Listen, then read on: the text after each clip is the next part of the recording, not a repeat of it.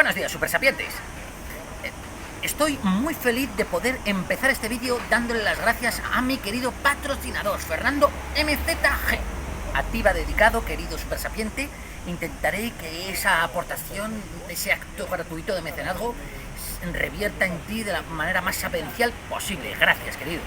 Pues bien, este vídeo que emito desde la playa, en la cual me ando haciendo algunos negocios de tipo espectacular, ya os extenderé más esto. Desde esta playa quisiera hacer alusión a algunas cuestiones que he visto vertidas en los comentarios del culto a Saturno, en los vídeos relativos a esta materia, en torno a mi libro, que tenían en común una percepción maligna o abyecta de la figura de Saturno. Se me venía reprochando que pasaba por alto que Saturno de alguna manera es el sumum de la maldad, el epítome de la oscuridad, y que como príncipe de la mentira enturbia o malogra cualquier emprendimiento positivo que quiera hacerse sobre la base de su estudio, por así decirlo. Es decir, que buena parte de mis comentaristas entienden que este tratado que he venido siguiendo, que este libro, que este esfuerzo en torno a Saturno, es una especie de ars diabólica de conocimiento del mal. Y yo intento, es mi pretensión, disolver esta concepción, tan mayoritaria por lo demás en las configuraciones religiosas, en los integrismos de todo signo, en las aproximaciones dogmáticas al legado mitológico exotérico, en suma, en todas las configuraciones que pretenden extraer un contenido moral directo del contenido sapiencial tradicional. Todo este emprendimiento que he venido siguiendo está orientado a que dejemos a un lado un acercamiento pueril a los textos sagrados y al contenido simbólico de la realidad. Por eso he intentado siempre hacer una especie de interpretación holística que comprendiera, ahí que se diga sapiencial. Intenté recoger todas las facetas atañidas, desde lo numerológico, de lo geométrico, desde lo cabalístico, alquímico, astrológico. El hecho de que yo no aborde la materia de Saturno desde una perspectiva dogmática, desde una perspectiva interesada en suma, tiene que ver con la intención de preservar lo que tiene de símbolo, lo que sucede a lo largo y ancho de nuestra sofisticadísima realidad, infinita del detalle.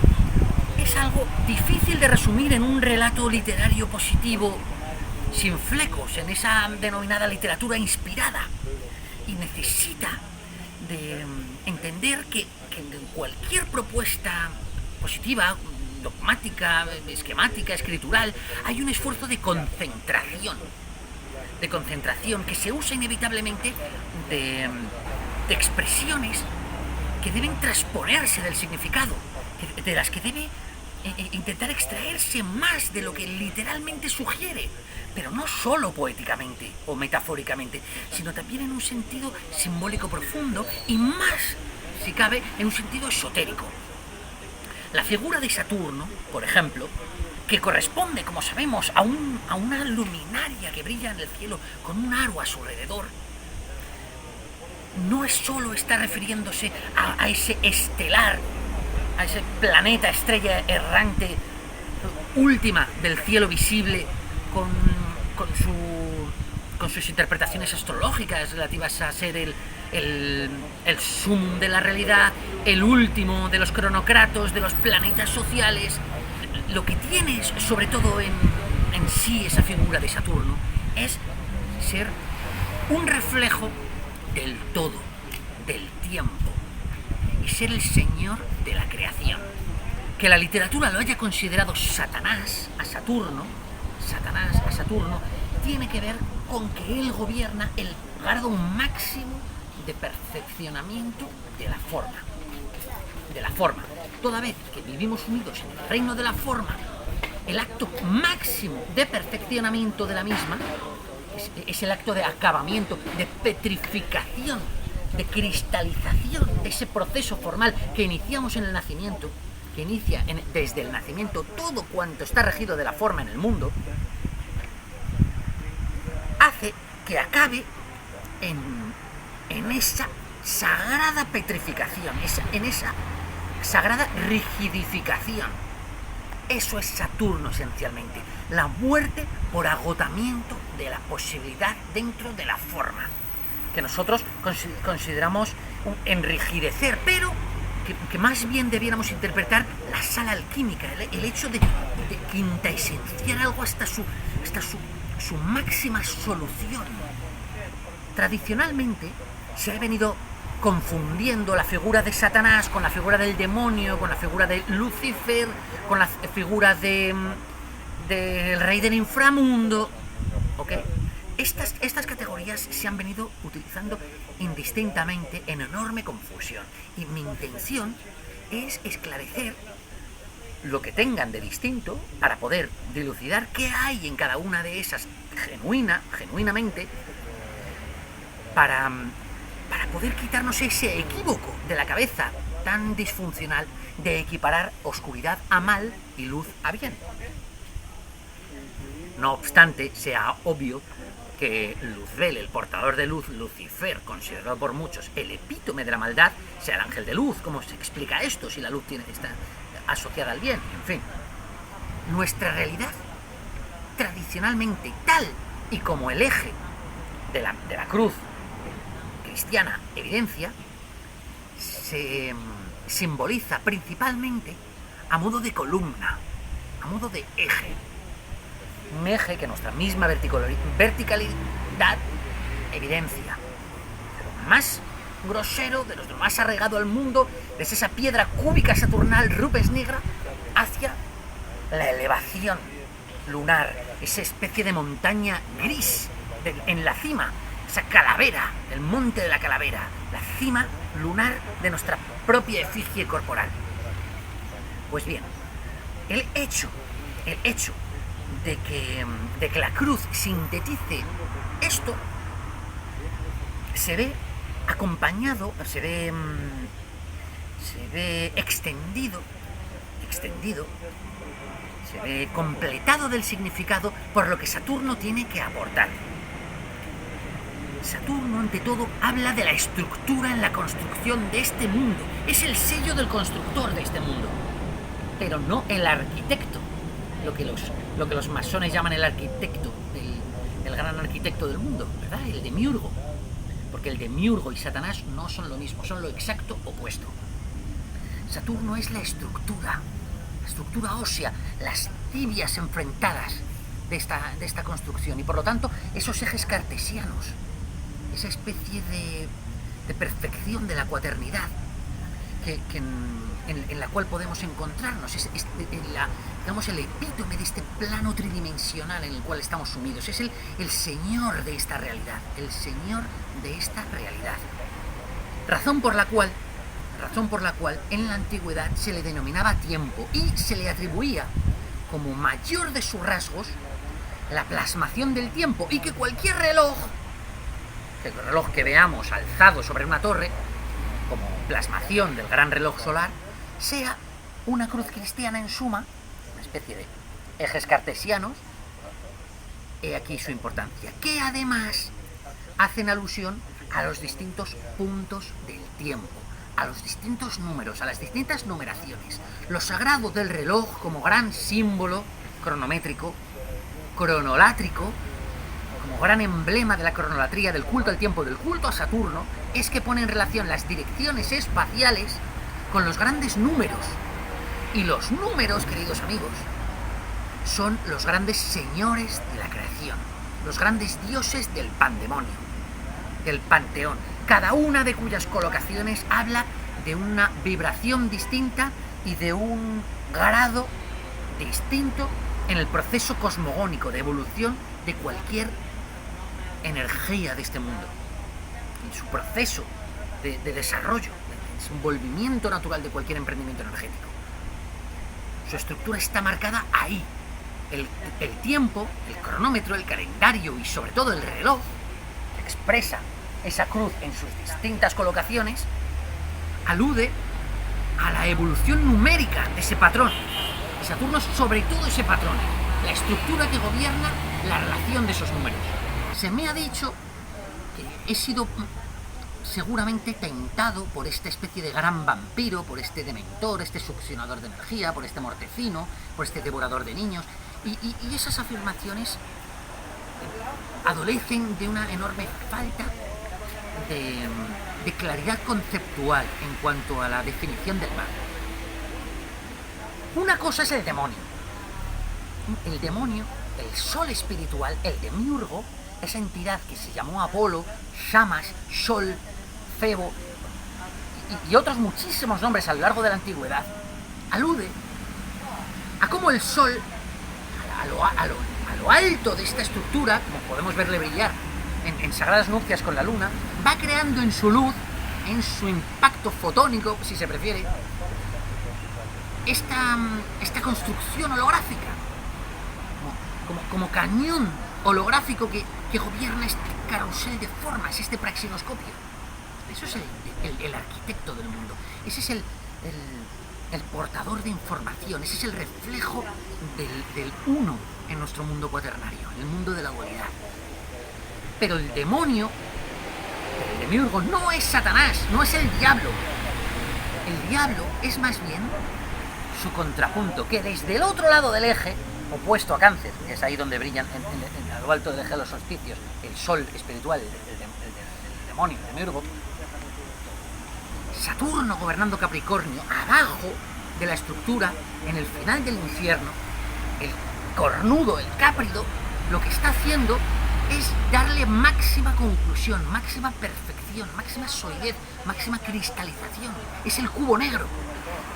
Si el demiurgo habitualmente se suele representar a través del cubo vacío, un cubo vacío que refleja todo templo solar del mundo, que básicamente es un cubo vacío y por lo tanto es la cuaternidad al desnudo, Saturno es al contrario, es el cubo infinitamente lleno, es la cava, es el cubo negro, es rupes negra.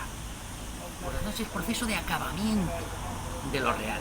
El proceso de lo real empieza en el demiurgo y termina en Satanás. Y nosotros estamos gobernados por el demonio y por Satanás. En esta realidad, el uno es luminoso, el otro es oscuro. Bien. Pasemos a otro lado. ¿A qué viene la alusión constante a Lucifer? Pues bien, el portador de luz, que puede ser una alusión también al propio demiurgo, suele ser una alusión al Prometeo en toda su tragedia. Y esto tiene que ver con la rebeldía a la realidad y por lo tanto a Urano, a una invocación del cielo y por lo tanto al gran destructor, portador del fuego de los dioses. Este ha sido considerado tradicionalmente Lucifer. Recuerdo que puede encontrar otras representaciones como Ganímedes, portador de la copa del agua de los dioses, etc. Pero habitualmente, tal y como lo encontramos en Rockefeller Center, Rockefeller Plaza ahí en Manhattan, es ese ángel incomprendido caído, portador de la llama. Y este sería Prometeo, este sería el genuino Lucifer, que como vemos es una entidad distinta de las dos anteriores, y que promete ante la oscuridad, que sentencia a Saturno al cabo de nuestra realidad, que al margen de esta realidad, transponiendo esta realidad, habrá una luz. Y esa es la promesa de Lucifer. De otro lado, el gran devorador sanguinolento, si se prefiere, ¿de acuerdo? Ese señor del inframundo al cual se entregan como a Baal los hijos, ese gran toro astado, Mamón, ese becerro dorado al que se le atribuye la capacidad de proveer de ciertas riquezas materiales a cambio de ciertos sacrificios, se dirá de niños, etc. Ese devorador es Plutón, rigiendo Escorpio. Plutón, el eje del sacrificio, Tauro-Escorpio, es el eje de cómo lo material, que es Tauro, lo taurino, lo terrenal, los beneficios de lo visible, de lo tangible, deben sacrificarse en el otro extremo para poder espiritualizarse, para poder devenir crédito, para poder revertir en algo con capacidad de obligar, de movernos espiritualmente. Deben sacrificarse en el otro lado de la ecuación, en el otro lado del eje. Y por lo tanto, este eje tan conocido por la caballería esotérica, porque es el inicio de la banca, como el oro, ¿no? El Tauro, el oro, el áureo, lo terrenal, se cambia en crédito al otro lado, cambia en obligaciones financieras, el eje de las finanzas. Ese eje hace dado que de un lado lo terrenal cambie y deba sacrificarse en honor, en nombre del gran Plutón, en la plutonía, en nombre del dios de las tinieblas.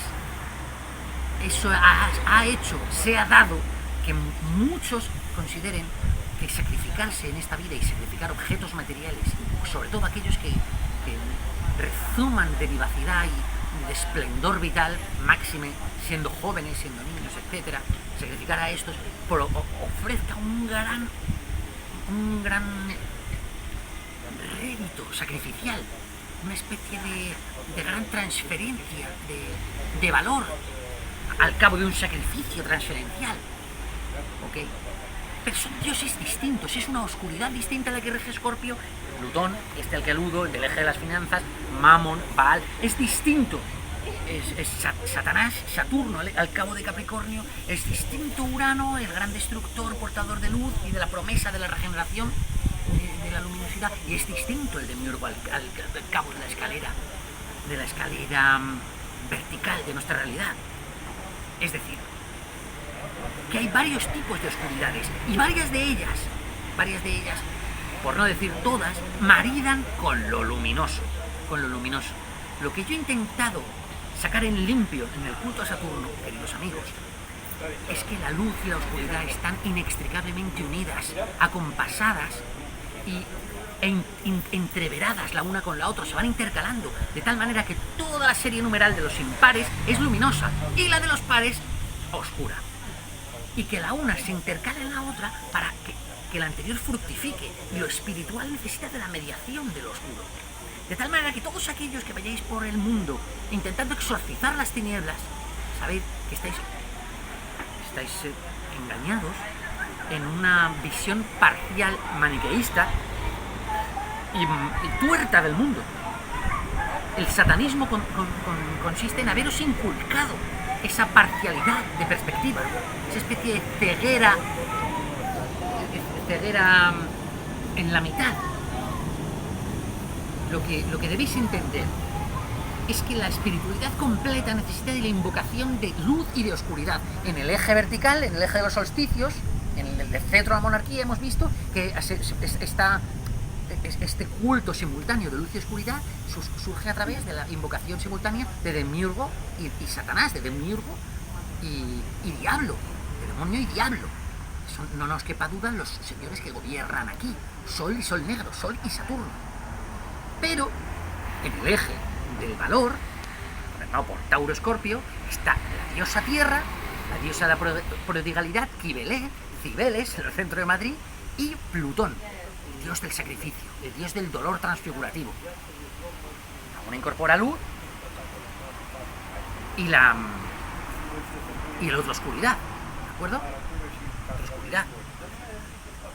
También en realidad Tauro, la diosa por sí es, en su materialidad, es pura oscuridad también, o sea que ese eje en realidad sería un eje que es pura oscuridad, ¿de acuerdo? Pero por estar del otro lado de la plutonía, se le atribuye cierta meridionalidad, cierta luminosidad, y hemos de entender que está en la oposición del oscuro y que con todo profesa esa oscuridad, participa de ella, se alimenta de ella, coadyuva y la potencia, ¿ok?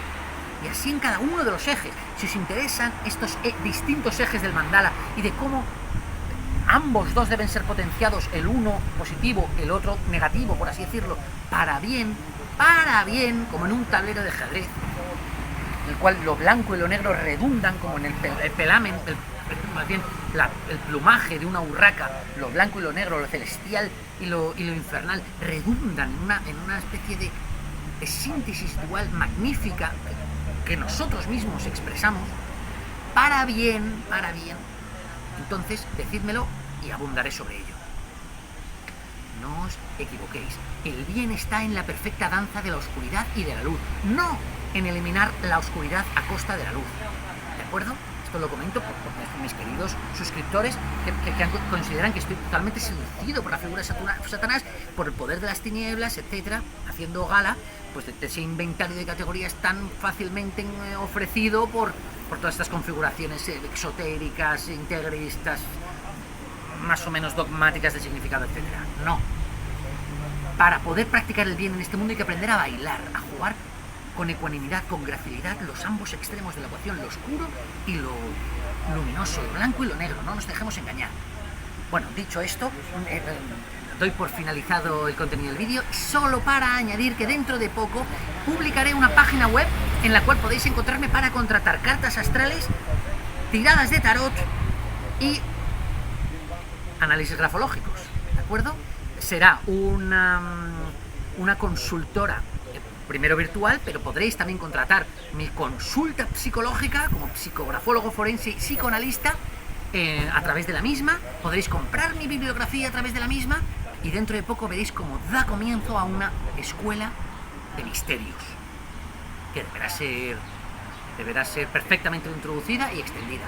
No os molesto más con esto, sé que el vídeo ha sido un poco críptico, pero era necesario. Gracias por vuestra atención, os saludo, queridos sapientes, nos veremos prontísimo y recordad que os quiero. Gracias.